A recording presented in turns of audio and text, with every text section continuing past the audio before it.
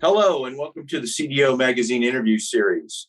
I'm Tim Brooks with Worldwide Technology, and we are partnering with CDO Magazine, MIT's CDO IQ, and the International Society of Chief Data Officers in a series of interviews. Today, I have the pleasure of speaking with a very accomplished CIO, Mr. Michael McCalmont. Hi, Mike. Hey, good morning, Tim. Have you had to adapt to any hybrid models? The hybrid model between cloud and legacy and data center, bursting workloads. Has that been a part of any of your integrations? Yeah, sure it has. I think, for all of us in the IT leadership world and any company, we're likely all dealing with a hybrid world. And we will be for the next X number of years as companies make the transition. I've not met one of my peers who hasn't said that they are on a journey to the cloud.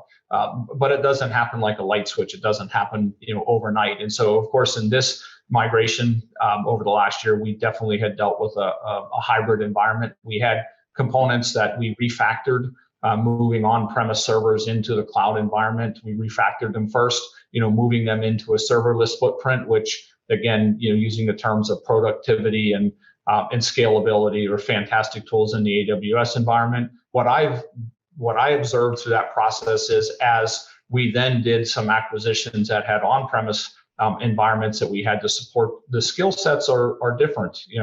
Because we refactored into serverless environment, we no longer needed to support or deep support for the traditional operating system and the patches that go along with it. So we did have to retain, dual skills, and it was a great opportunity to re-equip our internal employees who were traditionally servicing a traditional environment, under standard operating systems and databases, and start and begin to teach them, the tools of the cloud environment, which we had components both in AWS as well as in the Microsoft cloud. So yes, a hybrid environment, dual skill sets, but a great opportunity to help transition our team members, without having to actually create shockwaves through the organization.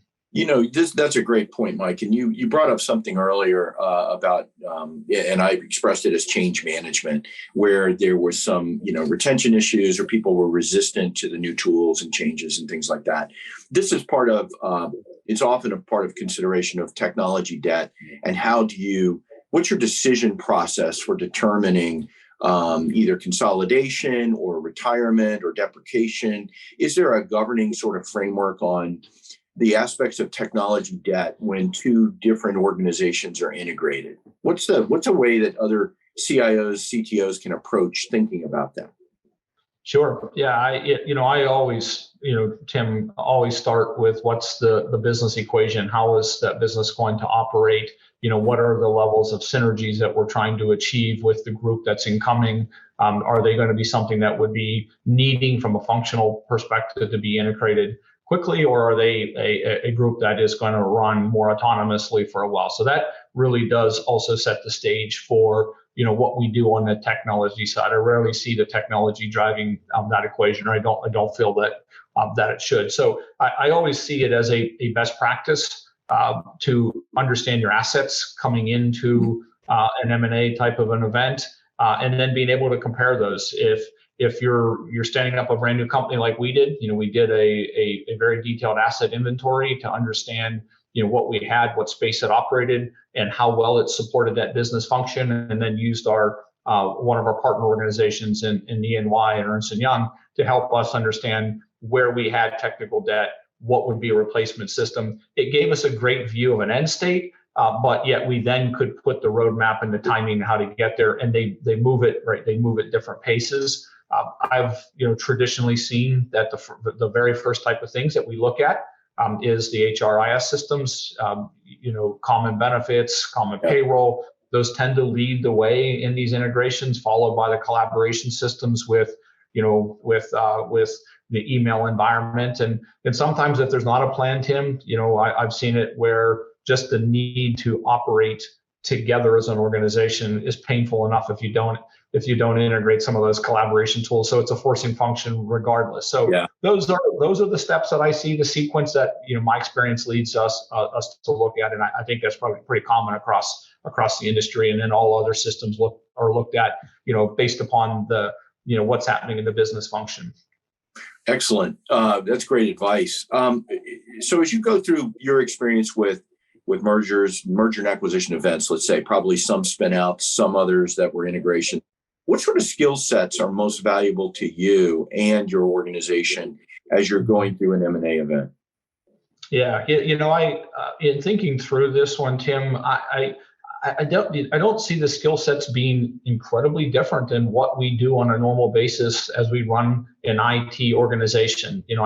I certainly do think the experience of doing an M&A events is very, very important, but the fundamentals of good, solid project and program management, governance structures to ensure that decisions are being made appropriately, and are included, appropriately for the business leadership who needs to help make those decisions. I would also say having a great, deep knowledge of the applications and the systems that are being integrated is critically important as well. So those, I don't see it being significantly different than what it takes to run, a business on a day-to-day basis. What I have seen is organizations sometimes, if the acquisition in the M&A event is so strategic, it's a student body right, everybody focuses on it, but it is enormous change management like we would be implementing in an ERP system or a large system. If Right. there are parallel strategic initiatives that need to continue because they're so important, and then need to run in parallel, well, then that's when we reach out and augment the team with additional capabilities and skills. But obviously, project management and an understanding of the current environment are critically important. Yeah, project management, and again, we're going back to the change management part of this, where it's not all about the technology. So if we looked at the technology and the skills and expertise as the hard skills or the certifiable skills that you could identify, the soft skills, the emotional intelligence, the how do I manifest change successfully, all of those, I think I don't want to put words in your mouth, but I think what you've just said is that's just as important as the technical skills. I would argue that it's actually more important, Tim, than the technical skills for sure. There's no doubt people need to know every single day when they come to work, how they're contributing to the end state of the organization and the goals and objectives, and they have to understand, what their long-term path is. And it's a time when there's a lot of consternation as employees go through that. They're working typically very, very hard. They're oftentimes migrating through and negotiating the cultural differences, between the companies. And at the same time, they need to see what's in it for them at the end state. Just to raise some examples of that, that Tim, to highlight that point.